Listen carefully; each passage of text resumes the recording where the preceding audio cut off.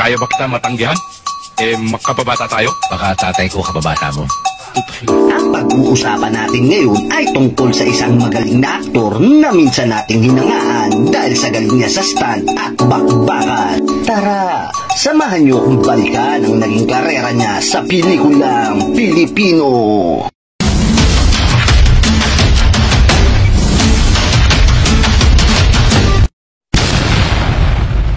Ang magaling na aktor na ito ay binansagan ding Jackie Chan ng Pilipinas dahil sa kanyang format galaw at galing sa martial arts. Siya ay si Tony Candelaria o mas kilala natin bilang Ching Tong Sai sa harap ng kamera. Bago pa nakilala ang ating bida sa mundo ng pelikula, ay aktibong miyembro siya ng Benkiam at Chinwoo Athletic Association at ito rin ang naging daan para makapasok siya sa mundo ng pelikula. Ang kauna-unahang pelikulang kinabilangan ng ating bida ay ang pelikula ni Joseph Estrada, ang Dragnet noong 1973. Dahil nga sa galing niya sa stunt at martial arts, ay naging niyang bentahe ito para kunin sa mga pelikulang aksyon at gawing isa sa mga sakit sa ulo ng mga bida sa pelikula. Ang kanyang chinitong mata, matikas na tindig ay akmang-akma sa bawat papel na kanyang kinabibilangan, kagaya ng galamay ng sindikato na Banyaga. Ilan sa mga pelikulang kanyang kinabilangan na talagang pinabilib tayo sa kanyang mga galawan ay ang Return of the Dragon noong 1974, Action is Not Missing noong 1987, White Horse noong 1988, Magdaleno Orbos sa Kuko ng Lawin noong 1992 at marami pang iba. Hindi lang sa mga aksyon mapapanood ang ating bida, madalas din siyang kunin sa mga pelikulang komedya gaya ng Dolph's Angel noong 1980, Enteng the Dragon noong 1988, Long Ranger and Tonto noong 1989, Enteng and the Shaolin Kid noong 1996 at marami pang iba.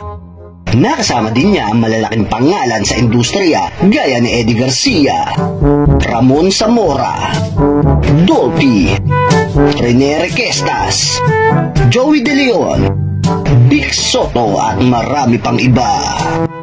Naging aktibo ang ating bida sa harap ng kamera hanggang sa taong dekada 90, pero nung pagpasok ng taong 2000, ang taon na humina ang mga pelikulang komedya at aksyon, ay tumamblay na rin ang karera niya at tuluyan nang nawala sa eksena. Bagamat nawala sa eksena ang ating bida, ay nakapagpundar naman ito ng isang resto sa Baguio, ang 50's Diners, na talagang patok at tinatao lalo ng mga turista dahil sa kakaibang atraksyon nito na para kang nagbalik sa dekada 50 dahil sa mga lumang memorabilia at mga disenyo dito. Bukod sa matagumpay na negosyo, siya din ay presidente ng Wushu Federation of the Philippines, Cordillera Chapter at isa din siyang mentor ng Philippines Wushu Team na nag-uwi ng karangalan sa ating bansa. Hindi man nabigyan ng pagkilala ang ating bida sa kanyang mga naiambag sa mundo ng pelikula, ay patuloy naman siya sa pagbibigay ng inspirasyon at karangalan sa bansa. At sa kasalukuyang panahon ay matigas at malusog pa rin ang ating bida sa kanyang edad at aktibo sa kanyang negosyo at organisasyon. Ang bidyong ito ay pagbabalik tanaw sa mga kontribusyon ni Tony Candelaria o Ching Tong Sai sa mundo ng pelikulang Pilipino. At dito na natin tatapusin ang bidyong ito. Ikaw, anong naging pelikula ang kinabilangan ni Ching Tong Sai ang talagang napabilib ka na karakter niya? At meron ka din bang mga alam na linya niya sa pelikula?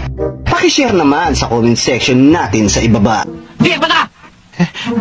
Chong isang de kwailo. I-share niyo po sana ang bawat nilalabas kong video.